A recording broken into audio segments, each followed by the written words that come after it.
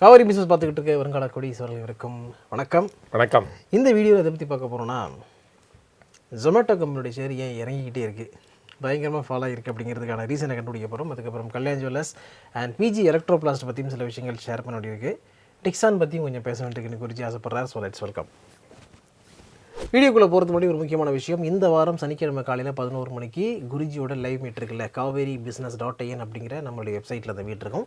அந்த மீட்டில் என்ன சப்ஜெக்டில் பேச போகிறோம்னு பார்த்தீங்கன்னா, ட்ரம்ப்புடைய பாலிசி அண்ட் இம்பேக்ட், அது ஷேர் மார்க்கெட்டை இந்தியாவுக்கு எப்படி ஒரு இம்பாக்டை கொடுக்கும் அப்படிங்கிறத பற்றி தான் டீட்டெயிலாக டிஸ்கஸ் பண்ண போகிறோம். எலக்ட்ரானிக் மேனுஃபேக்சரிங் இண்டஸ்ட்ரியோட பெர்ஃபார்மன்ஸ் எப்படி இருக்க போகுது அப்படிங்கிறதும் அதில் டிஸ்கஸ் பண்ணுறதுக்கு குருஜி ரெடியாக இருக்கார். அதனால் நீங்கள் ரெடியாக இருங்க.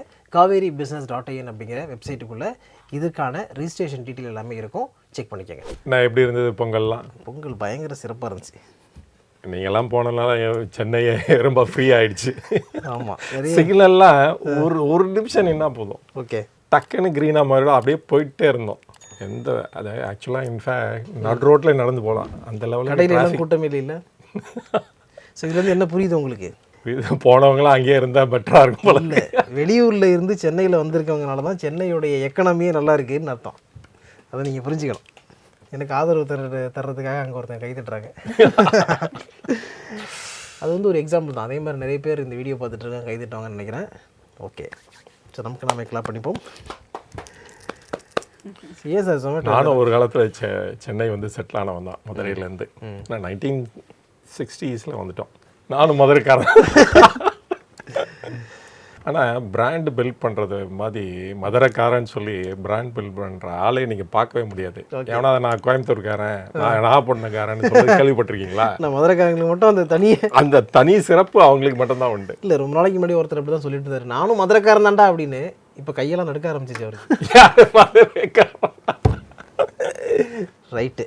ஜொமேட்டோ ஏன் சார் இறங்கிட்டு இருக்கு இந்த அளவுக்கு பயங்கரமாக ஃபாலோ ஆகிருக்கேன்? ஜொமேட்டோ வந்து நிறைய பாசிட்டிவ்ஸ் இருக்குது, நெகட்டிவ்ஸ் இருக்குது இந்த ரிசல்ட்ஸில். பாசிட்டிவ்ஸ் பார்த்தீங்க அப்படின்னா, ஜிஓவின்னு சொல்கிறோம்ல, அந்த க்ரோஸ் ஆர்டர் வேல்யூ அது இன்க்ரீஸ் ஆகிருக்கு. ஈவன் ஆவரேஜ் ஆர்டர் வேல்யூவும் இன்க்ரீஸ் ஆகிருக்கு. நம்பர் ஆஃப் ஸ்டோர்ஸ் அவங்க வந்து, ஏன்னா அந்த டார்க் ஸ்டோர் தானே மோஸ்ட் இம்பார்ட்டன்ட், அது மூலமாக தானே அவங்க டிஸ்ட்ரிபியூட் பண்ணுறாங்க, குயிக்கஸ்ட் பாசிபிள் 10 minutesல டெலிவர் பண்ணுறாங்கல்ல. ஸோ அதுவும் வந்து நம்பர் வந்து இன்க்ரீஸ் ஆகிட்டே போயிட்டுருக்கு. ஸோ நிறைய பேராமீட்டர்ஸில் பார்த்தீங்கன்னா அவங்க நல்லா தான் பண்ணியிருக்காங்க. அண்ட் ஈவன் ஒரு 8,000 crores வந்து இந்த குவாலிஃபைடு இன்ஸ்டிடியூஷனல் பிளேஸ்மெண்ட் மூலமாக வர பணம் வாங்கியிருக்காங்க வேறு. இப்படி இருந்தாலும் அந்த ரெவன்யூ குறைகிறதுக்கு காரணம் என்னென்னா, மெயினாக ஒன்று பார்க்கணும், இந்த ட்ரெஷரி ஆப்ரேஷன்லேருந்து ரெவன்யூ டெஃபினட்டாக குறைஞ்சிருக்கு.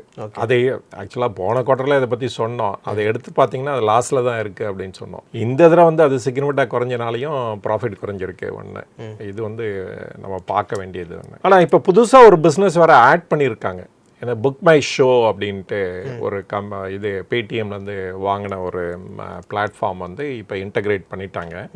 அதுலேருந்து ஒரு ரெவென்யூ வரப்போது, அதை வந்து அந்த பிஸ்னஸை இன்னும் விரிவுபடுத்த போகிறாங்கன்னு தான் சொல்லிகிட்டு இருக்காங்க. ஆனால் இந்த இதில் பார்த்தீங்கன்னா, இந்த டைனிங் அவுட்டு பாருங்கள், அதோட இன்கம் வந்து சிக்னிஃபிகண்ட்டாக இன்க்ரீஸ் ஆகிருக்கு இந்த தடவை. நார்மலாக இவங்களுக்கு ஃபுட் டெலிவரி பிஸ்னஸில் தான் பாசிட்டிவாக இருக்குது, அதை மெயின்டைன் பண்ணியிருக்காங்க. ஆனால் குவிக் காமர்ஸில் வந்து நிறைய ஃபால் இருக்குது இந்த தடவை. அதனால தான் இந்த ஓவராலாகவே ரெவன்யூ ஃபால் ஆகிடுது. சரி, இவங்க பண்ணுற அத்தனை பிஸ்னஸும் பார்த்தீங்கன்னா ஒரு ஸ்மால் மார்ஜின் தான் கொடுக்கும்.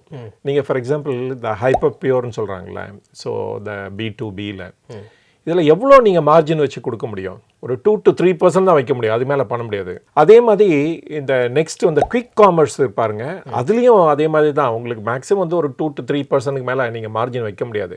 ஏன்னா நீங்கள் வந்து ஸ்டாக் இன்வென்ட்ரி வச்சுட்டு அப்புறமேல விற்கலாம் முடியாது. ஸோ யாரோட ப்ராடக்டை வச்சுருக்கீங்க, அந்த ஆர்டர் வந்தோன்னா அதை கிளியர் பண்ணுறீங்க, அவ்வளோதான். நீங்கள் வந்து பில் பண்ணுறதில்ல, ப்ராடக்ட்டுக்கு பில் பண்ண போகிறதில்ல, அந்த மார்ஜின் மட்டும் தான் நீங்கள் புக் பண்ணுறீங்க. ஸோ அதனால் பெரிய மார்ஜின் கொடுக்குற பிஸ்னஸ் இல்லை. அப்போ வந்து இவங்களோட பர்ஃபார்மன்ஸ் எப்படி நல்லா இருக்க முடியும் அப்படின்னா, இவங்களோட க்ரோஸ் ஆர்டர் வேல்யூ இன்க்ரீஸ் ஆக ஆக தான் இவங்களுடைய பர்ஃபார்மன்ஸ் பெட்டர் ஆகிட்டு இருக்கும்.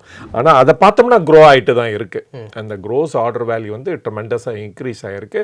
அது வந்து டிபெண்ட்ஸ் ஆன் எப்படி அப்படின்னா, நிறைய டார்க் ஸ்டோர் போட்டாகணும், நிறைய சிட்டிஸ்க்கு இவங்க மூவ் பண்ணி ஆகணும், அண்டு நிறைய சேல்ஸும் பண்ணி ஆகணும். அப்போ தான் இவங்களுடைய ப்ராஃபிட் மார்ஜின் இன்க்ரீஸ் ஆகும். அது எல்லாமே பண்ணிட்டு தான் இருக்காங்க. அதே மாதிரி நிறைய நியூ டைப் ஆஃப் பிஸ்னஸில் இவங்க என்டர் பண்ணிகிட்டு இருக்காங்க. ஃபார் எக்ஸாம்பிள் புக் மை ஷோங்கிற அந்த இதுவும் இப்போ வந்து இவங்களுடைய இதுக்குள்ளே வந்துருச்சு. அண்ட் எதிர்பார்க்கலாம். ஸோ இவங்களோட பிஸ்னஸ் க்ரோ ஆகிறதுக்கு சான்சஸ் இருக்குது. ஆனால் நீங்கள் கொஸ்டின் கேட்டிங்கல்ல, ஏன் வந்து இந்த தடவை வந்து பிஸ்னஸோட பர்ஃபார்மன்ஸ் அந்த லெவலுக்கு இல்லை அப்படின்ட்டு. ஷேரும் ஃபால் ஆகிட்டு இருக்கு. நேச்சுரலி அதனால் அதுவும் குறைய ஆரம்பிக்கும். எனக்கு தெரிஞ்ச ஒரு 2 காரணம் சொல்லலாம். ஒன்று வந்து இவங்க கேபிட்டல் எக்ஸ்பெண்டிச்சர் இன்க்ரீஸ் பண்ணியிருக்காங்க. ஏன்னா நியூ ஸ்டோர்ஸ்லாம் போட்டுட்ருக்காங்க, தெர் இஸ் டார்க் ஸ்டோர்ஸ். அதே சமயத்தில் நிறைய மார்க்கெட்டிங் எக்ஸ்பெண்டிச்சரும் பண்ணிகிட்டு இருக்காங்க. ஏன் அப்படின்னா இப்போ காம்படிஷன் ரொம்ப ஸ்டிஃப் ஆகிடுது. இப்போ ஸ்விக்கியும் லிஸ்டட் கம்பெனி ஆகிடுது.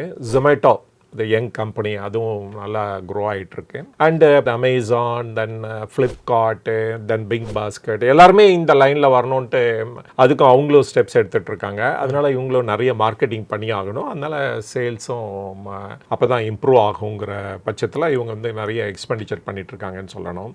அதனாலேயும் அவங்கள ப்ராஃபிட் குறைய ஆரம்பிச்சிருச்சு. அப்புறம் ஒன் மோர் ரீசன், ஏற்கனவே சொன்னேன், இவங்களோட ட்ரெஷரி ஆப்ரேஷன்லேருந்து இந்த தடவை வந்து ரெவன்யூ குறைஞ்சி தான் வந்திருக்கு அவங்களுடைய ப்ராஃபிட். இதனாலையும் தெர் இஸ் அ ஃபால் அப்படின்னு சொல்லலாம் மெயினாக. ஓகே, இப்போ இது வந்து முதல் காரணம் தான். இது வந்து ஒரு கம்பெனியோட அந்த ரெவென்யூ வச்சுக்கிட்டு நம்ம சொல்கிற இது ஆக்சுவலாக. இன்னொரு காரணம் இருக்குது. இது வந்து பொதுப்படியாக தான் சொல்கிறேன் நான். இந்த கம்பெனி பண்ணுறாங்கன்னு நம்ம எடுத்துக்க முடியாது.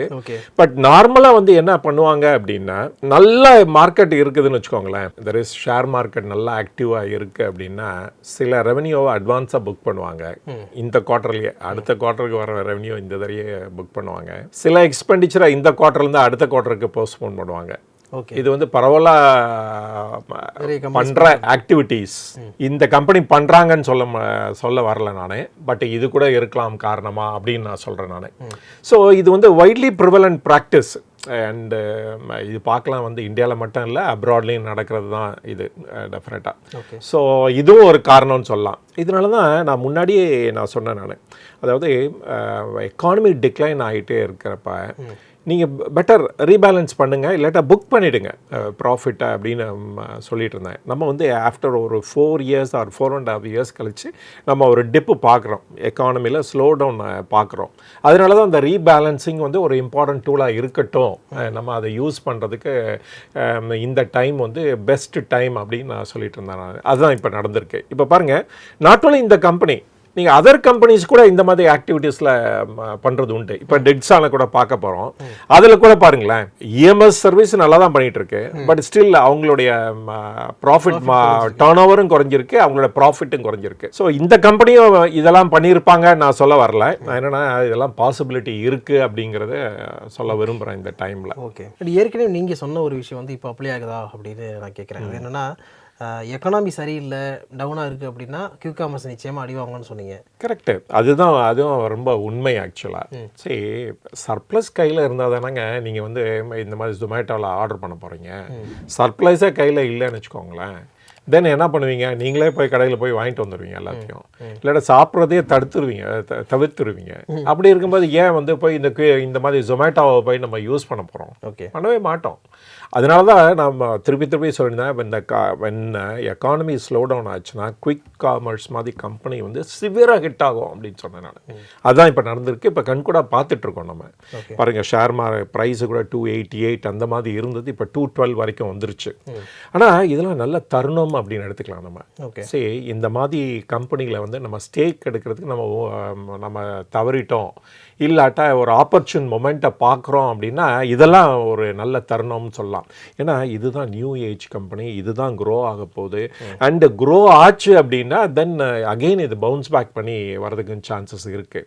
இந்த டைமில் வந்து இந்த மாதிரி கம்பெனியை நல்லா ஸ்டடி பண்ணி வச்சுக்கிறது ரொம்ப நல்லது அப்படின்னு நான் ஃபீல் பண்ணுறேன். ஓகே, அடுத்து நம்ம கல்யாண் ஜுவல்லர்ஸுடைய ஷேரை பார்க்குறோம். கல்யாண் ஜுவல்லர்ஸும் பயங்கரமாக இறங்கியிருக்கு. ரைட், அதாவது 780 ரூபாய்க்கு மேலாம் இருந்தது, இப்போ 500 ரேஞ்சுக்கு இறங்கிருச்சு. அவர் வந்து ஏரோப்ளேன் வாங்கிட்டாருன்னு ஒரு நியூஸ் வந்துச்சு, அதுதான் காரணமாக அதுக்கு. அதெல்லாம் டினை பண்ணிட்டாங்க. ஒரு மீட்டிங் கால் பண்ணி ஏர்னிங்ஸ் கால் வச்சு எல்லாத்தையும் டினை பண்ணிட்டாங்க. அதே சமயத்தில் ஐடி ரைட்லாம் வந்து இதெல்லாம் வந்து ராங் நியூஸ் சோஷியல் மீடியாவில் ஸ்ப்ரெட் ஆகிட்டு இருக்கு அப்படின்னு வர சொல்லியிருக்காங்க. அந்த லஞ்சம் கொடுத்ததும் அதை அவங்க டினை பண்ணிட்டாங்க. பட் ஆனால் நம்ம எதை பார்க்கணும் அப்படின்னா, கோல்டு ப்ரைஸு மேலே போக ரெவென்யூ இன்க்ரீஸ் ஆகும், டர்ன் ஓவர் இன்க்ரீஸ் ஆகும், ஏன்னா ஹையர் ப்ரைஸில் விற்றுட்ருக்காங்க. பட் வந்து உங்களுக்கு மார்ஜின் ஆஃப் ப்ராஃபிட் குறைய ஆரம்பிக்கும். ஆனால் இந்த மாதிரி கம்பெனியில் வந்து மார்ஜினே ரொம்ப தின்னாக இருக்கும், ரைட்டு, ஸ்மால் 3%, 2% அந்த மாதிரி தான் இருக்கும். அப்போ நேச்சுரலி ஒரு ஃபியர் இருக்கலாம் தட் இந்த மாதிரி இன் ஃப்யூச்சரில் வந்து மார்ஜின் வந்து குறையிறதுக்கு சான்சஸ் இருக்குன்னு சொல்லி கூட இந்த மார்க்கெட் ப்ரைஸு குறையலாம். இதையும் நம்ம ஆட் பண்ணிக்கலாம் அந்த ரீசனோட. ஓகே, ஸோ கல்யாண் ஜுவல்லர்ஸ் வந்து இப்போது இது ஒரு ஆப்பர்ச்சுனிட்டியாக பார்க்கலாமா? 500 ரூபா வரைக்கும் இறங்கியிருக்குங்கிறத. அஃப்கோர்ஸ் நம்ம கல்யாணம் வந்து டைட்டன் மாதிரி ஈக்குவேட் பண்ண முடியாது. அவங்களுடைய ஸ்டாண்டர்ட், டைட்டனோட ஸ்டாண்டர்ட் வந்து very high standard, promoted by a well renowned group. And ரெண்டையும் நம்ம கம்பேர் பண்ணி பார்க்க முடியாதுன்னு தான் நம்ம சொல்லணும். அதே சமயத்தில் பார்த்திங்கன்னா கல்யாண் ஜுவல்லரியோட இதோட ஆப்பர்ச்சுனிட்டி ஃபார் க்ரோத்தோட நீங்கள் வந்து கோல்டு ப்ரைஸ் மேலே போயிட்டே இருக்கு. ஈவன் நவ் பார்த்தீங்கன்னா $2,725 ஆயிடுச்சு பர் ரவுண்ட்ஸ் இதில். அப்போ வந்து நீங்கள் வந்து எனி இடிஎஃப் சப்போர்ட்டிங் அந்த மாதிரி கோல்டு இதை, அதுதான் பெட்டர் ஆப்பர்ச்சுனிட்டி இன்வெஸ்ட் அதாவது தான். இந்த மாதிரி உங்களோட Q3 ரிசல்ட்ஸ் வரட்டும், பார்க்கலாம், பார்த்துட்டு மேபி டெசிஷன் எடுக்கலாம் ஆன் தட். ஓகே, அடுத்து நம்ம டிக்ஸான் டெக்னாலஜி பார்க்குறோம். ஆக்சுவலாக நீங்கள் சொன்னது நடந்திருக்கும் போல. டிக்ஸானில் 412 கோடியாக இருந்த ப்ராஃபிட் இப்போ 216 கோடியாக குறைஞ்சிருக்கு. நம்ம மேலே இது போட்டுறாதீங்க, ப்ளேம் போட்டுறாதீங்க. பட் அது மாதிரி இருக்கலாம் அப்படின்னு தான் சொல்ல. இந்த கம்பெனிலாம் பண்ணுறாங்கன்னு நான் சொல்ல வரல.